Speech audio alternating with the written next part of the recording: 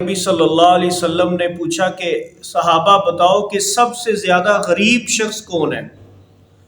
تو صحابہ رضی اللہ عنہم نے عرض کیا کہ اے اللہ کے رسول، سب سے زیادہ غریب تو وہی ہے جس کے پاس مال و دولت درہم اور دینار نہیں ہے۔ تو آپ صلی اللہ علیہ وسلم نے ارشاد فرمایا کہ اے میرے صحابہ، میں تمہیں بتاتا ہوں کہ سب سے زیادہ غریب کون شخص ہے۔ آپ صلی اللہ علیہ وسلم نے ارشاد فرمایا کل قیامت کا جب دن ہوگا تو ایک آدمی آئے گا جس کے پاس نیکیوں کے انبار ہوں گے، ڈھیر ہوں گے، لیکن کچھ ہی دیر میں اس کے حقداروں کی ایک لمبی لائن لگ جائے گی جن کا اس نے کوئی حق دینا ہے۔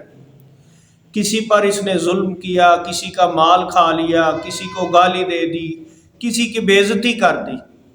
تو اللہ رب العزت فرمائیں گے اب ان حقداروں کو ان کے حق کے بدلے اس کی نیکیوں میں سے دیا جائے۔ اب اس کی نیکیوں میں سے دینا شروع کیا جائے گا، کرتے کرتے کرتے ساری نیکیوں کے جو ڈھیر تھے وہ ختم ہو جائیں گے،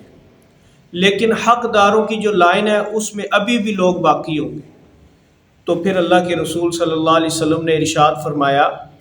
کہ دوبارہ جو ہے اللہ رب العزت فرمائیں گے کہ اب اس کے اعمال تو ختم ہو چکے ہیں، اب یوں کرو کہ ان لوگوں کے گناہ اس کے ذمے ڈالتے جاؤ۔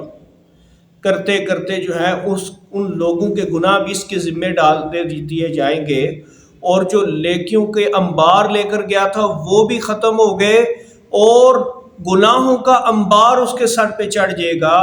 اور آپ صلی اللہ علیہ وسلم نے فرمایا کہ اے صحابہ، اصل میں سب سے بڑا غریب وہ شخص ہے کہ جس نے دنیا میں اتنی محنت کی، نیکیوں کے انبار لگائے،